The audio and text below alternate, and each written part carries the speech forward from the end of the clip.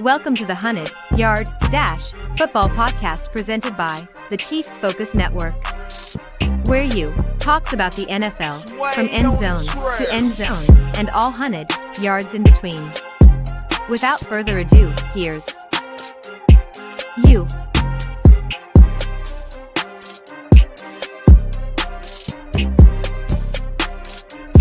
Yo, what it do? This is the 100-Yard Dash Football Podcast, where I'm talking about the NFL from end zone to end zone and all 100. You heard me, 100 yards in between. My name is you. You! Detective you? Not you, you! Who? You! Who? Do you understand the words that are coming out from my mouth? Don't nobody understand the words that are coming out of your mouth. I'm your host. What it do? You can find this podcast again. I don't know if you've heard it before, but if this is your first time watching or listening to the 100-Yard Dash, I had my own. I'm under the Chiefs Focus umbrella. This season, we're doing it a little bit different. Instead of going to search for a 100-Yard Dash, what you should go search for is Chiefs Focus First and 10, and my episodes will be loaded onto the Chiefs Focus umbrella of podcasts. So always like, subscribe on YouTube.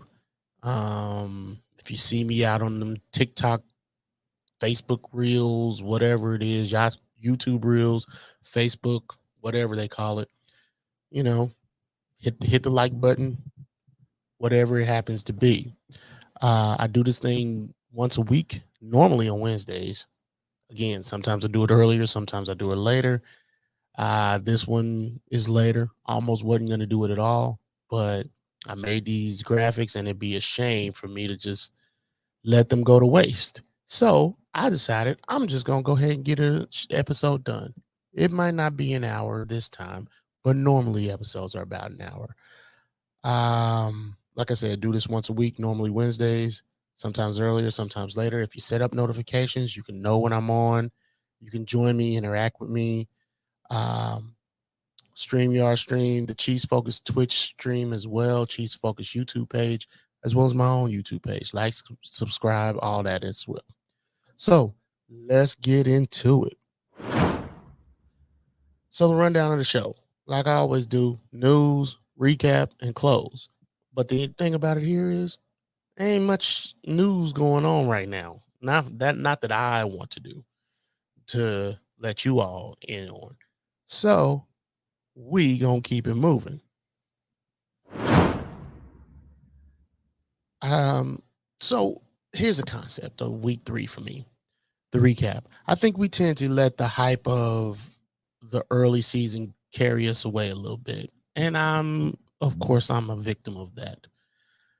One thing I realized looking at all the games in week 3 and all the games leading up to it is that we aren't sure who's good yet. I mean, you got a handful of teams that you figure are going to be good, but those are the perennial playoff teams. The Chiefs, and even they had a little, the Eagles. There's a couple others that are escaping my memory right now. But aside from those handful of teams, we don't know who is doing what. I think teams are still trying to find their identity, and teams like the Chiefs, and even teams like the Chiefs, they have an identity. They're trying to find it, everybody have their place, so they're trying to figure out their space. Tampa Bay, they know what's going to happen there, but they're still trying to figure out how they're going to make it happen and if they're still legit. The Vikings, maybe a little bit of an identity crisis. They were so good to start off last season, and this year they're not as good. The Bengals, another one. They have an identity. They know what their identity is, but their identity is kind of hurt right now. So they got to work their way around it. There's always going to be workarounds in the NFL. So week 3, week 3 is just one of those situations. And so we don't really know who's who or what's what right now. So I just think it's super interesting that that's even the case. Give me 1 second.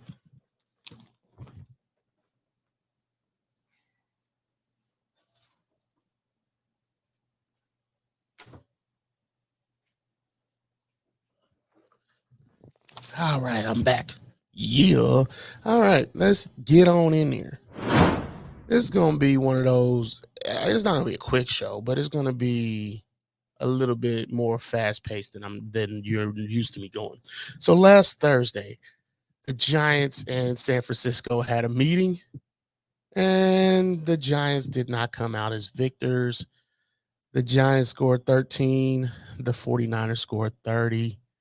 Now, the Giants 1-2, 49ers are 3-0. Brock Purdy is what he is. You know, he is a good quarterback.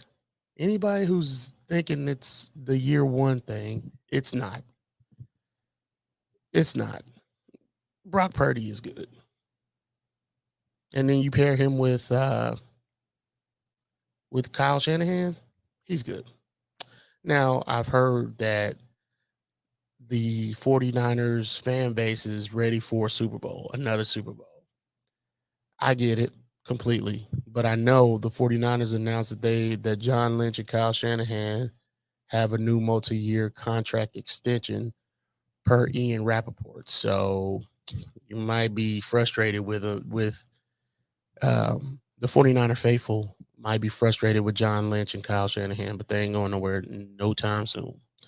But they have Brock Purdy, and this is his second year. So you got 2 more years, possibly 3 of club control. So, your hopes and dreams of Super Bowl might come sooner rather than later. Let's keep it moving.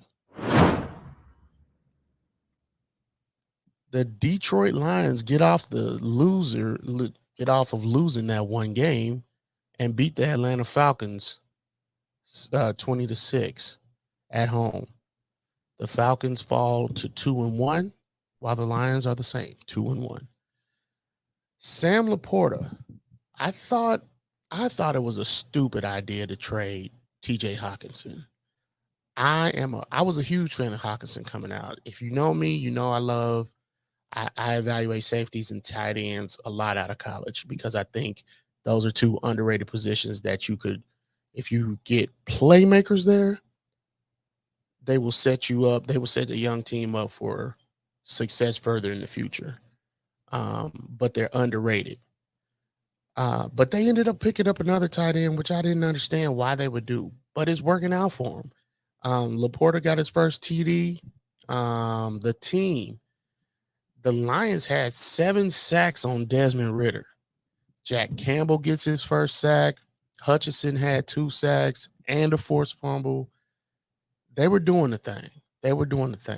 The Falcons defense was trying to keep them in the game. Offense said, nah, bro.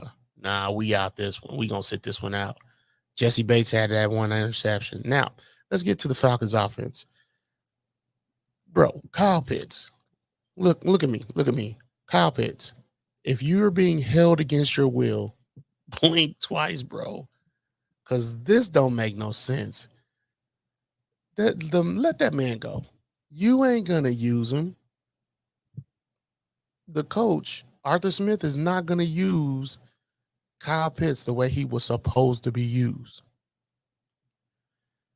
The Detroit Lions just showed you how to use a good tight end. And the tight end they had was a rookie.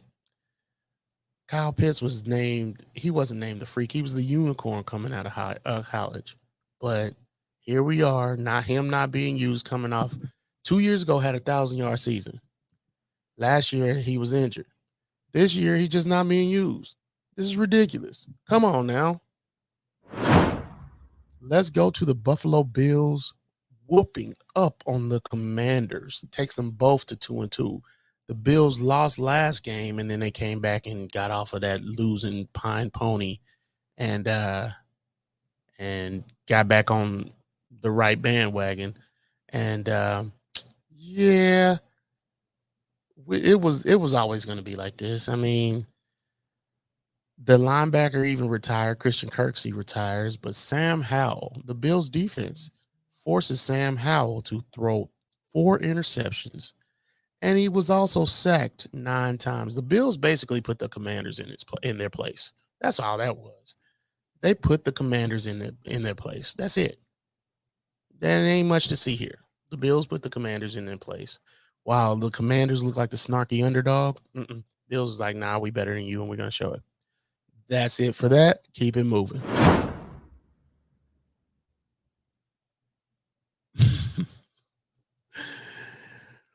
The Broncos lose to the Miami Dolphins in epic proportion, in an epic fashion. 2022 every day. Y'all know those Christmas movies where the main character has to live the same day over and over until they learn whatever lesson it is that they're supposed to learn. I'm sure the Broncos wish whomever this person is that ain't learning their lesson would just go ahead and learn it, because they've been living the same season since 2017, and it's bad. The Denver Broncos, again, they lose to the Miami Dolphins in epic proportions. Miami scores 70 on them. The way Shannon Sharp said it, 50 piece with 20 extra flats. The 50 piece with 20 extra. Remember when Sean Payton said the 2022 Broncos was one of the worst coaching jobs he's ever seen? Life comes at you fast. And then I looked to see how much Sean Payton was making per year. $18 million. Walmart can't be, and this is early projections. Don't get me wrong. I get it. It's early. This is his first season. So I'm not going to sit here and say fire him. But the Waltons can't be happy with what they're getting on the field here with their newest purchase. They can't be happy at all. The Dolphins, they took their foot off the gas when they scored 70 points. And originally my question was, why did they do it? And then Tyreek came on his podcast and said that they told coach not to kick the field goal or nothing like that. And I don't know why they didn't want to break the record or kick the field goal. I don't know why they didn't want to do that, because I know it was personal for them. I get that it was personal for them. It was going to be personal, but they didn't want to give no bulletin board material. You put 70 on them. It's going to be bulletin board material for next time anyway. Whenever they get good, if they can get good, they're going to try to do the same thing to you. Period. You put 70 on them. What's 5 more points? What's 3 more points? What's another touchdown? Come on, bro. Go for the record. Anyway, there's a lot of former Broncos players on this team, on this Dolphins team. Mike McDaniel, that's his childhood team. He didn't even I don't even think he got an interview with them when he was going for head coaching jobs. Fangio was the former head coach. He's currently the Dolphins defensive coordinator. Butch Berry, former offensive line coach. He's currently the offensive line coach for the Dolphins. Wes Welker was a former player, wide receiver. He is now currently the Dolphins wide receiver coach. Ronaldo Hill, former safety. He's currently the Dolphins passing game coordinator / secondary coach. And don't forget Bradley Chubb, who got traded down there, and he's the edge rusher. Yeah, it was personal. Let's keep it moving. The Houston Texans mollywopped the Jaguars. Houston scores 37. The Jaguars scores 17. So last season, they went on that win. The Jaguars went on that winning streak, and I thought they had turned the corner. I guess not. That car turned the corner a little bit, but it didn't make the complete turn because it stalled out. Had to. Is this a sophomore slump situation for Doug Peterson's team? Both teams are 1-2 right now, but Jacksonville looks worse to me right now than Houston Texans. They're in the same division, but they look worse than the Houston Texans, and they got the same record. The Jaguars didn't get a touchdown until after halftime. I thought Trevor Lawrence had turned a corner last season after the bye week. Where was Calvin Ridley? I mean, he had such an electric first week, and now he's on the side of a milk carton. Where you at? I thought Dougie P wouldn't show up like this and at home to a division opponent. But no disrespect to the Texans. They won this game. But there are so many questions that I have for a team that's supposed to be a contender this year. In fact, there were a lot of bets that they would not only win the division, but possibly be in the AFC Championship game. Don't look like that right now. Again, I go back to my opening statement. We don't know what a lot of teams are, and a lot of teams are still forming their identity. The Jaguars should have an identity, but for some reason, they're still forming theirs. So it just is what it is. They could end up being better, but as of right now, this is an embarrassing defeat, especially in your division, because you got to take care of that division if you want to move forward. Speaking of moving forward, keep it moving. The Chargers beat the Minnesota Vikings 28-24. The Chargers beat the Minnesota Vikings, takes the Chargers to 1-2, takes the Vikings to 0-3. Austin Eckler didn't play. Joey Bosa was questionable. Mike Williams suffered an ACL injury in the game, so he's out for the season. And J.C. Jackson has a warrant for his arrest, so there's a lot going on with the Chargers, but they were able to pull this one out. This is one of those must-wins for both teams. If Brandon Staley lost this game, I think he should be hitching a ride back home. He's been on the pine pony since his first season. Kevin O'Connell, what's up with the clock management? Bruh, what's up with the clock management? The Vikings offense is on the Chargers 15. In the red zone, it's 4th and 5. Kirk completes a pass to Hockenson, but no one is moving with any sense of urgency here. They're not moving with any sense of urgency to get set so they can get as many chances in the end zone as they possibly can. Because it's now goal to go with 33 seconds left on the clock moving forward. They let the clock go all the way down to 12 seconds before they ran another play. It was 33 seconds left. You could at least get one more play, possibly two if you're good enough. 12 seconds they let it run down to. But then when they threw it, it goes off the receiver's hands. It gets tipped by the defender and intercepted by a different defender. I don't know what to say about that. I don't know. But the Chargers win 28-24, and they improve to 1-2. I mean, improve is a special word, improve, but it's an improvement nonetheless. Let's move on. The New England Patriots beat the New York Jets 15-10. Both teams are 1-2. Now, let's talk about this. Oh, the Jets offensive lineman Laurent Duvernay-Tardif retires. So anyway, let's keep it moving. The Jets threw every chip that they had in the Aaron Rodgers Bowl. And they're paying the price for that. I don't think they're wrong for doing it, because they're not.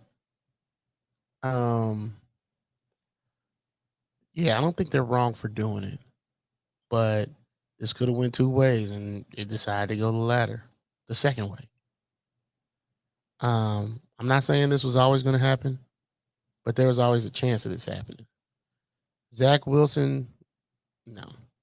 He was never going to be the backup. He's not going to be the backup plan. And it's bad with the Jets. The Jets defense had big plans. They had big plans this season. And to see their dreams crumble under the offense that is what Zach Wilson brings to the table is too much for them to handle. So they're frustrated, and Robert Saleh's trying to figure it, work his way around the situation, but it don't look good, man. It does not look good for them at all. I'm interested to see how this works out. Yeah. And the Jets play the Chiefs this week, and we'll never. I'm pretty dang sure of it. We'll probably never get Aaron Rodgers versus Patrick Mahomes. And even if we do, it'll be far too late. It'll be Manny Pacquiao and Floyd Mayweather way down the line, and nobody cares about it at this point. Aaron Rodgers past his prime or whatever. So it is what it is.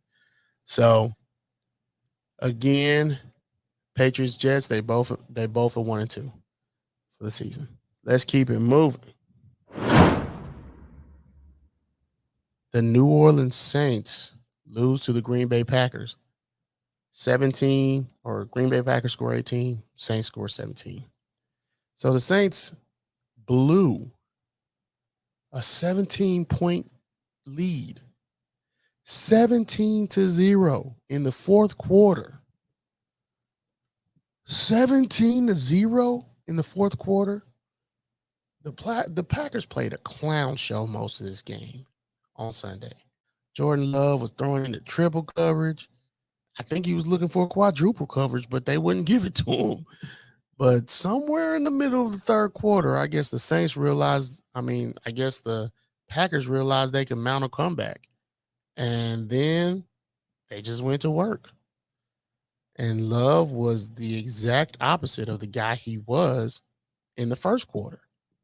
Wild, right? But then they won 18-1. And Derek Carr got injured in the game, so of course Jameis Winston was in there, so that had a lot to do with the comeback. But,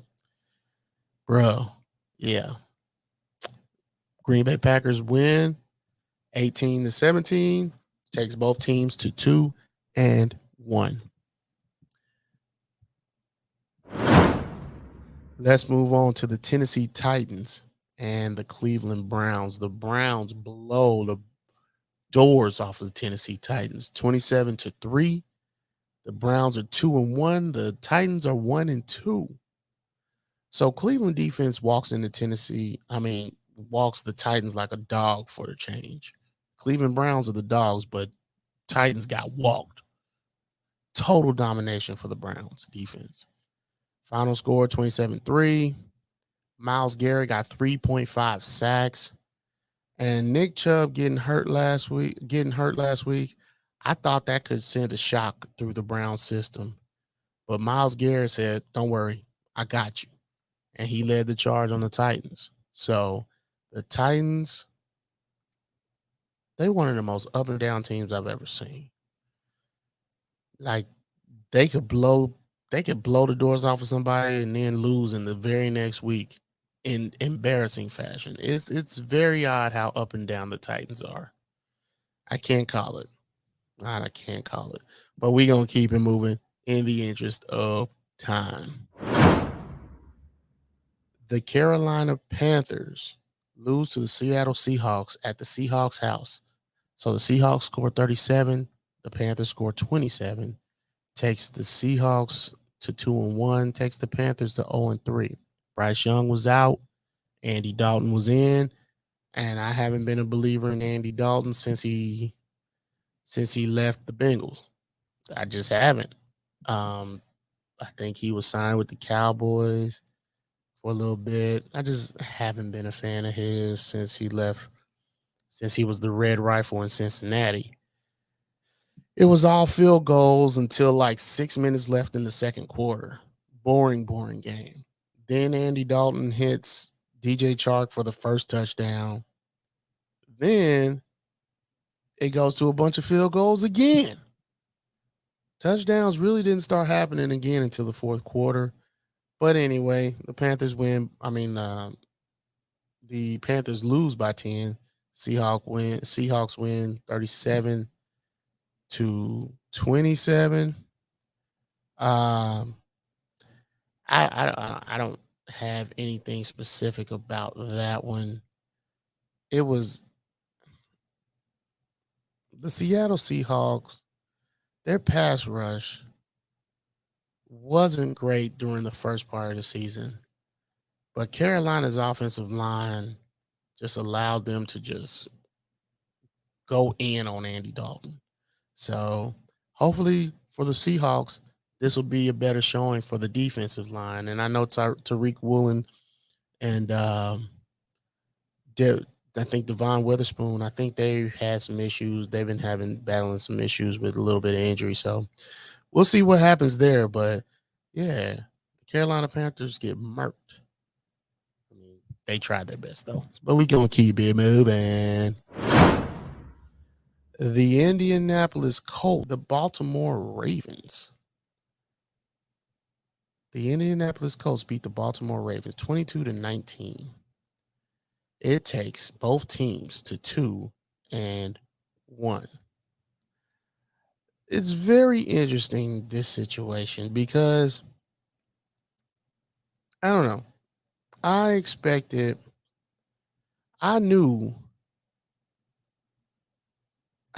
guess this seemed like more of a division game than I thought it would seem like. Anthony Richardson was out.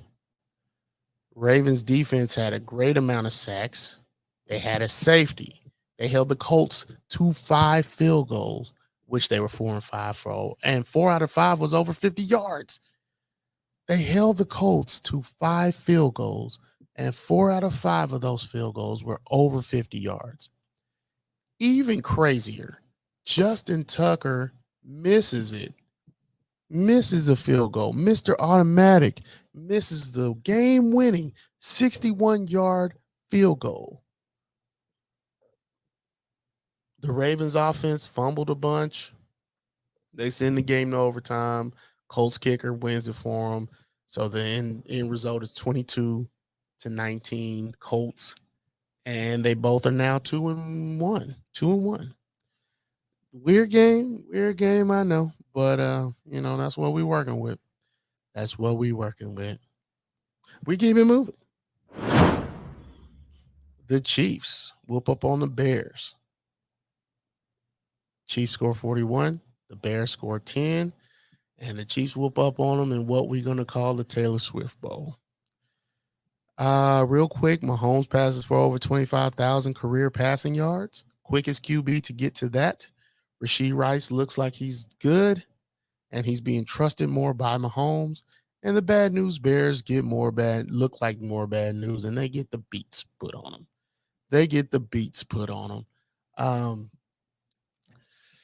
I don't know, man. The Bears are bad. They probably should have kept that number 1 draft pick, but they might get another first round draft. They might get another number 1 this year.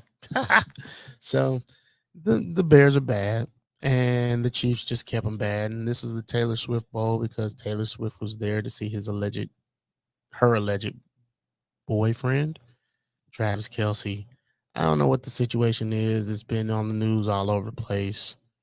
Sounds like she'll be at the Jets game against the Chiefs Jets game. But, shoot, it was a good-looking day for the Chiefs, and now hopefully this is a springboard to better things because it's been a little rocky for the first two games. But this third one looked good for the Chiefs. So we'll see what happens. Again, the Chiefs are 2-1. The Bears are 3-0. Let's keep it moving. The Dallas Cowboys lose to the Arizona Cardinals. 28. The Cardinals scored 28. The Dallas Cowboys score 16. Takes the Cowboys at 2-1, takes the Cardinals to 1-2. Trayvon Diggs, he tears his ACL in practice and it ends his season, which sucks for him because he is dynamic. The Cardinals been playing hard all season, hoping to catch one of those teams slipping. Guess what? They found one Sunday. They found somebody slipping falling, couldn't get up. Shout out RIP DMX. The Cowboys got outclassed. They got outplayed. They got out schemed. They got out everything. Cowboys defense can still be a strength, but not leaning on Stephon Gilmore's old tail. He looks a step slow. And without Trayvon Diggs over there, it makes the dynamic a little bit worse for the wear. Run defense, James Conner averaged 7 yards per carry.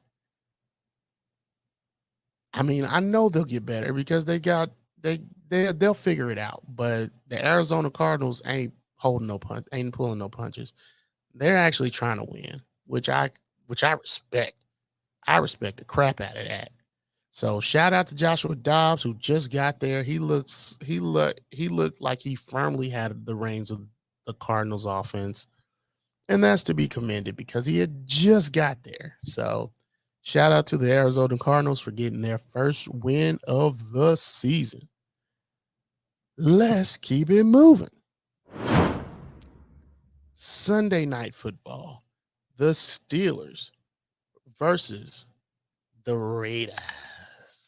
So Josh McDaniels is out here in a foot race with every other coach in the AFC not named Andy Reid to see who will get fired.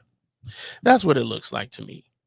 He looks like he is in a foot race with every coach in the AFC West that isn't named Andy Reid just to see who's going to get fired first. Brandon Staley got a win this week, but he doesn't look good. There's so many 1 and 2 teams there's 2 1 and 2 teams in the Chargers and the Raiders in the AFC West. And then there's an 0 and 3 team. And then of course there's a 2 and 1 team, the Chiefs. But the Pittsburgh Steelers beat the Raiders 23-18. Takes the Steelers to 2 and 1, takes the Raiders to 1 and 2. Josh McDaniels is out here in a foot race. Hunter Renfrow needs to be set free from this organization. This organization has done him no favors with Josh McDaniels there. None. Jimmy G got injured again. Josh McDaniels kicks a field goal on the 8-yard line with a 4th and 4. At fourth, it was a 4th and 4 in the fourth quarter with 2 minutes and 25 seconds left in the fourth. Why didn't he go for it? He thought he was getting the ball back. Your defense ain't done enough to trust them right now. He should have went for it. If they didn't get the fourth, they would have at least had the Steelers' offense on the 8-yard line, at the very least. But they would have had them on the 8-yard line. It's not like this, and the thing about it is, it's not like the Steelers' offense is that great. It's not that dynamic. They don't have a great offense. You probably could have got the ball back quickly. But, of course, it's Josh McDaniels. He has to outthink himself, because he got to be the smartest guy in his own head. I'm just telling you how I see it. I'm not hating on the man. It is what it is. It is what it is. To me, it seems like he has to be the smartest guy in the room. And in the room that I'm referring to is his own head. Let's keep it moving. The Philadelphia Eagles beat the Tampa Bay Buccaneers 25-11. I ain't gonna lie to you. I was hoping the Eagles score 30 plus on the Bucs. Shoot. The Eagles are 3-0. The Bucs are 2-1. I was hoping the Eagles score 30 plus on the Bucs, make Devin White ask for that trade again. And I just never thought the Eagles were going to drop an L on this team. And so, the Eagles know what they're doing. And they made sure that they took care of business. So, we keep it moving. Accidentally button press. But we keep it moving. All right, the Rams lose to the Bengals in Cincinnati. Cincinnati scores 19. The Rams scores 16. So the Rams, let's get some news out of the way real quick for the Rams. The Rams trade Cam Akers to the Vikings. And that's pretty much it. The Bengals defense smoked the Rams. I didn't even know you could eat a ram, but you can, obviously. But the Bengals defense smoked the Rams. The Bengals offense still isn't what it's supposed to be. It's like a cylinder that's misfiring somewhere in that mechanical process here. You could still drive on it, but not for long. And the ride ain't going to be smooth in the meantime. Not comfortable at all. And this is exactly what I see with the Bengals. This wasn't a comfortable win, but the defense got them to where they need to be. While the offense pulled it out, it just is what it is. But they got to figure if the Cincinnati Bengals want to be the team that they have been in recent memory, they got to figure this out ASAP. So that is it. Thank you all for listening. Again, this is one of the shorter shows. I try to keep them to 45 to an hour. But Thursday Night Football is tonight, and I wanted to get this out. I didn't think I'd have the time, but I wanted to get this out. So I thank you all for listening. Again, check out the podcast page, Chiefs Focus, First and 10 podcast. You're going to find this podcast, the 100-Yard Dash, under that umbrella. Go back and look this over on Facebook. If you're friends with me on there, Chiefs Focus fan page on there. You can also look it up on Twitch. We're on TikTok and all those good things. So thank you all for listening. I don't take it lightly. Appreciate everything. And I got time today. So be good. Deuces.